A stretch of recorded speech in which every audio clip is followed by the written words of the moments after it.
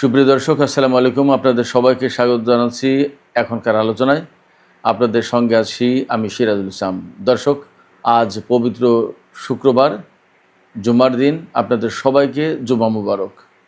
দর্শক, অনেকগুলো গুরুত্বপূর্ণ খবর আছে। সবচেয়ে গুরুত্বপূর্ণ খবর হচ্ছে ইরানের সর্বোচ্চ নেতা নতুন করে যুদ্ধের নির্দেশ দিয়েছেন।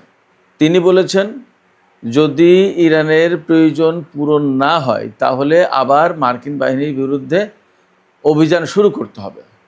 এবং এরই মধ্যে ইরাকের এরবিলের একটি হোটেলে অবস্থানরত মার্কিন সেনাদের উপর ইরান হামলা চালিয়েছে। এদিকে ইরানের সর্বোচ্চ নেতার একজন উপদেষ্টা তিনি বলেছেন, সর্বোচ্চ নেতা আমেরিকার বিরুদ্ধে যে অভিযান শুরুর নির্দেশ দিয়েছেন, ইরান এইভাবে অভিযান শুরু করলে বিশ্বের সামরিক শক্তির সমীকরণ বদলে যাবে। আসলে মধ্যপ্রাচ্যে কী হতে যাচ্ছে? তবে ইরানের পক্ষ থেকে মার্কিন বাহিনীর কোথায় কোথায় হামলা চালানো হবে তার একটা মোটামুটি টার্গেটের দিক নির্দেশনা দেয়া হয়েছে। প্রধান টার্গেটের একটা বিষয় হবে মার্কিন যুদ্ধজাহাজ। এদিকে মার্কিন ভাইস প্রেসিডেন্ট জেডি ভ্যান্স বলেছেন, এই মুহূর্তে ইরানের পরমাণু কর্মসূচির চেয়ে বেশি গুরুত্ব দিচ্ছে মার্কিন প্রশাসন তেলের দাম কমানোকে। অর্থাৎ তাদের বক্তব্য এই মুহূর্তে ইরানের পরমাণু কর্মসূচি না, ইরান পরমাণু বোমা বানালো কি না সেটা পরে ব্যাপার, আগে তেলের দাম কমানো। পরিস্থিতি কোথায়? আমেরিকা মারাত্মক গ্যাড়াকলে পড়ে গেছে। এদিকে আরেকটি ভিন্নধর্মী খবর আছে। তুরস্কের মাধ্যমে ইরান সিরিয়ার কাছে বার্তা পাঠিয়েছে, সিরিয়ার সামরিক বাহিনী যদি লেবাননের প্রতিরোধকামী সংগঠন হিজবুল্লাহর বিরুদ্ধে কোনো হামলা চালায় তাহলে সিরিয়ার প্রেসিডেন্টের প্রাসাদ সহ শত শত লক্ষ্যবস্তুতে ড্রোন এবং ক্ষেপণাস্ত্র হামলা চালাবে ইরান। এই বার্তার পর কি ঘটেছে আরেকটি খবর আমি আপনাদেরকে একটু জানিয়ে বিস্তারিত আলোচনায় চলে যাব। সেটি হচ্ছে সৌদি আরবের তাবুক অঞ্চলে কিং ফয়সাল এয়ারবেজ, সৌদি আরবের একটি বিমান ঘাঁটি আছে। সেই বিমান ঘাঁটিতে তুরস্ক F-16 বিমান মোতায়েনের প্রস্তুতি নিচ্ছে। এই ঘাঁটিটি ইসরায়েল সীমান্ত থেকে 200 কিলোমিটার দূরে। এদিকে আরেকটি গুরুত্বপূর্ণ খবর আছে। ইয়েমেনের হুতি সমর্থিত সামরিক বাহিনী সেখানকার কৌশলগত দিক দিয়ে অত্যন্ত গুরুত্বপূর্ণ বন্দর নগরী মোখা, এই মোখা শহরকে টার্গেট করে অভিযান শুরু করেছে। এই অভিযানের মূল লক্ষ্য হচ্ছে সৌদি সমর্থিত ইয়েমেনি বাহিনীকে বহিষ্কার করা। এপাশে হরমুজ প্রণালীতে কিন্তু সেই অচল অবস্থা একই অবস্থায় আছে। সুপ্রিয় দর্শক, এই বিষয়গুলো নিয়ে এখন আমি বিস্তারিত আলোচনা করব। আশা করি ভালো লাগবে আপনাদের। আর যদি ভিডিও ভালো লাগে, আলোচনা ভালো লাগে, তাহলে লাইক কমেন্ট শেয়ার করবেন এবং চ্যানেলটি সাবস্ক্রাইব করে সাথেই থাকবেন। দর্শক, চলুন আমরা বিস্তারিত আলোচনা করি। প্রথমেই যে আলোচনা করব সেটি হচ্ছে ইরানের সর্বোচ্চ নেতা সাইয়েদ মুজতবা খামেনি। তিনি বলেছেন, তিনি নির্দেশ দিয়েছেন যে ইরানের যদি প্রয়োজনটা ঠিক না পূরণ হয়ে থাকে, যে মাত্রায় মার্কিন বাহিনীকে দুর্বল করা দরকার বা তাদের বিরুদ্ধে যে মাত্রায় অভিযান পরিচালনা করা দরকার, সেই ডিমান্ড যদি ফুলফিল না হয় তাহলে নতুন করে মার্কিন বাহিনীর বিরুদ্ধে অভিযান চালাতে হবে। এটা তার পক্ষ থেকে একটা অর্ডার, নির্দেশ। এই নির্দেশনার মানে কিন্তু অ্যাকচুয়ালি আমেরিকার বিরুদ্ধে যুদ্ধ শুরু হয়ে যাওয়া। আমার মনে হচ্ছে ইরান আমেরিকার বিরুদ্ধে পূর্ণাঙ্গ যুদ্ধ শুরু করতে পারে।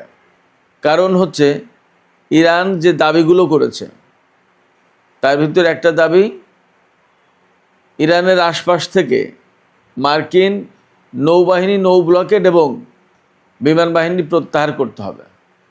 আমেরিকা তা করেনি, বরং এই বিমান বাহিনী এবং এই নৌবাহিনী থেকে ইরানের উপর হামলা চালানো হয়েছে।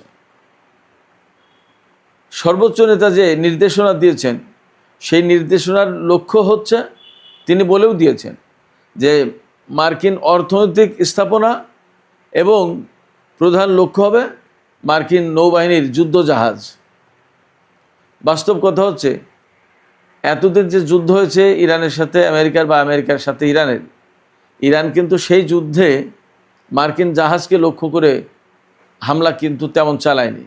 তাদের মূল লক্ষ্য ছিল ইরাক থেকে শুরু করে ওমান পর্যন্ত এবং ওই পাশে জর্দান পর্যন্ত যত দেশ আছে তার ঘাঁটিগুলো ধ্বংস করা।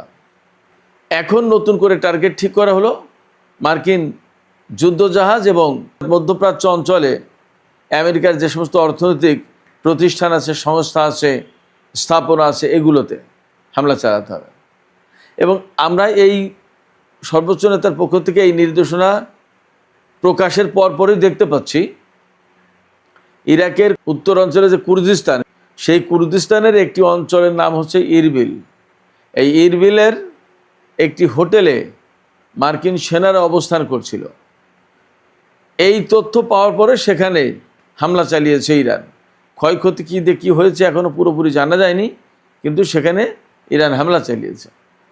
এদিকে ইরানের সর্বোচ্চ নেতা যে নির্দেশনা দিয়েছেন নতুন করে মার্কিন বাহিনীর বিরুদ্ধে আক্রমণাত্মক অভিযানের, আমরা গত 2-3 দিন ধরে কিন্তু বলে আসছিলাম।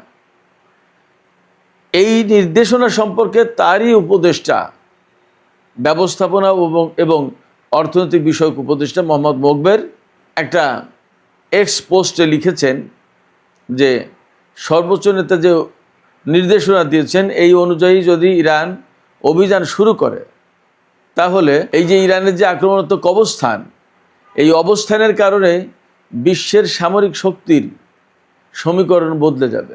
তিনি একদম জোরালো ভাষায় বলেছেন, ইরান পারস্য উপসাগরীয় নিরাপত্তা নিশ্চিত করবে, হরমুজ প্রণালী দিয়ে জাহাজ চলাচল নিশ্চিত করবে, নির্বিঘ্ন করবে এবং এই অঞ্চলের দেশগুলো তাতে শান্তি ও স্বস্তিতে থাকবে।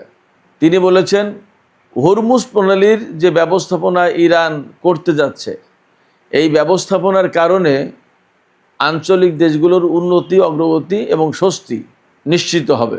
এদিকে ইরানের অবস্থা যখন অর্থাৎ যথেষ্ট আক্রমণাত্মক অবস্থানে যাচ্ছে এবং এর মধ্যে আমরা দেখলাম যে ইরাকের এরবিলে মার্কিন অবস্থানে হামলা চালিয়েছে ইরান। এই সময় মার্কিন ভাইস প্রেসিডেন্ট জেডি ভ্যান্স বলছেন যে তাদের কাছে এই মুহূর্তেই ইরানের পরমাণু কর্মসূচির চেয়ে বেশি গুরুত্ব পাচ্ছে তেল এবং গ্যাসের দাম কমানো। তিনি বলছেন যে সমস্ত আমেরিকায় তেল এবং গ্যাসের দাম কমাতে পারাটাই এই মুহূর্তে আমাদের প্রধান লক্ষ্য। পরমাণু কর্মসূচি পরে, ইরানকে পরমাণু বোমা বানাতে দেওয়া হবে না, এই প্ল্যানটা আমাদের এখন সেকেন্ড। ফার্স্ট প্রায়োরিটি হচ্ছে তেলের দাম, গ্যাসের দাম কমানো। তার মানে ইরান খুব ভালো মতোই চেপে ধরেছে বোঝা যাচ্ছে।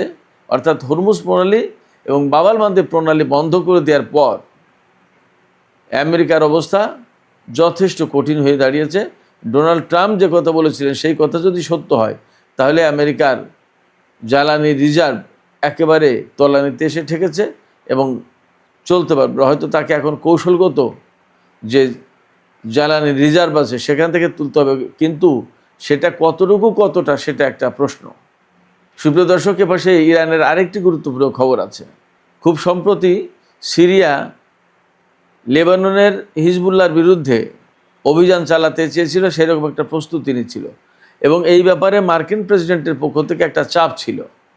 ডোনাল্ড ট্রাম্প বারবার বলছিলেন যে লেবাননে ইসরায়েল যুক্ত না হয়ে এই কাজটা সিরিয়ার সরকার করতে পারে এবং সিরিয়ার সরকারকে উস্কানি এবং চাপ সবই দেয়া হচ্ছিল।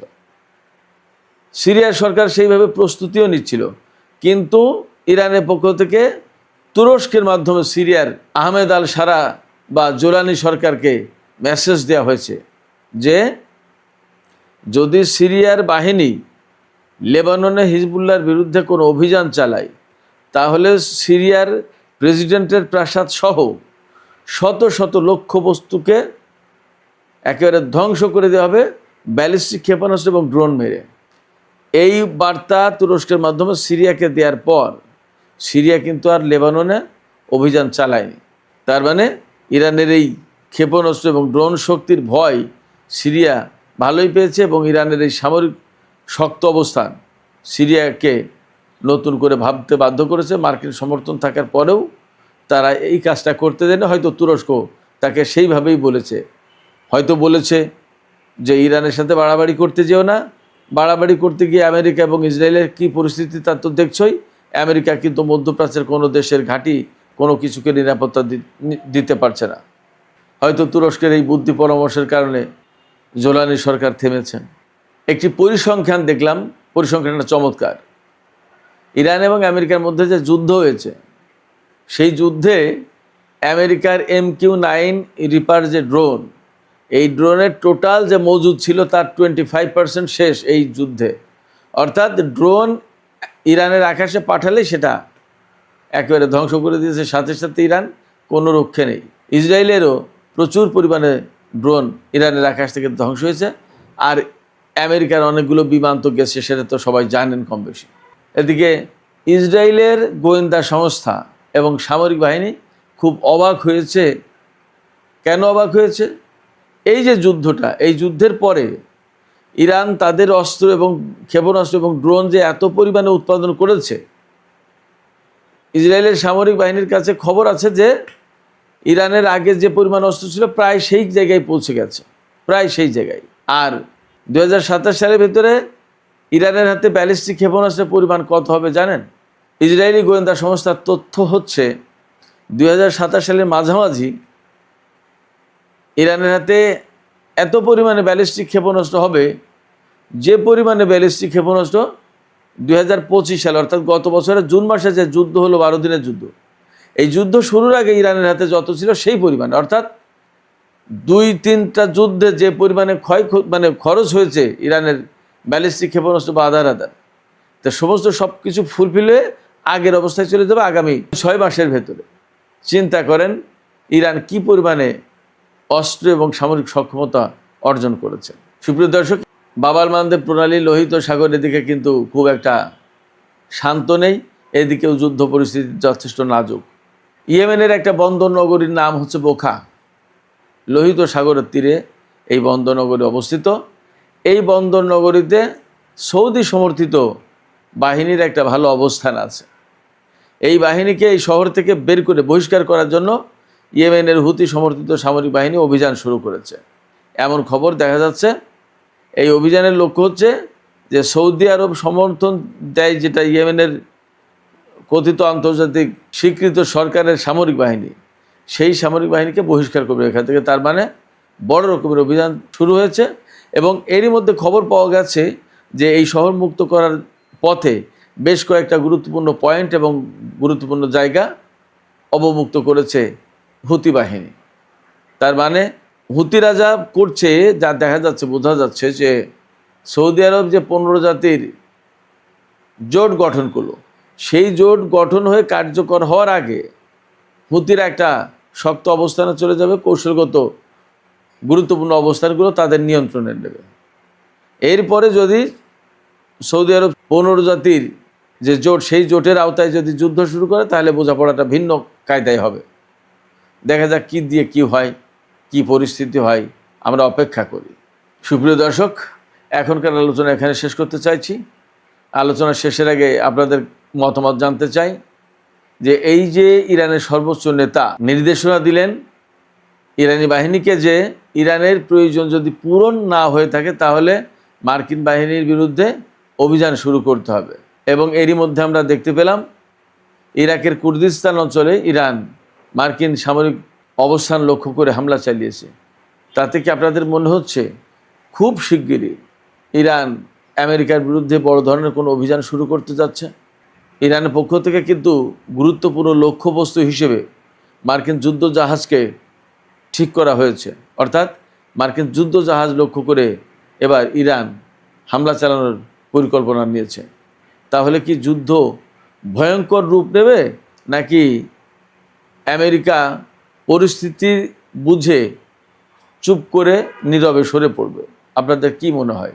আপনাদের মতামত জানিয়ে কমেন্টে লিখুন, আর ভিডিও ভালো লাগলে লাইক, কমেন্ট, শেয়ার করবেন এবং চ্যানেলটি সাবস্ক্রাইব করে সাথেই থাকবেন।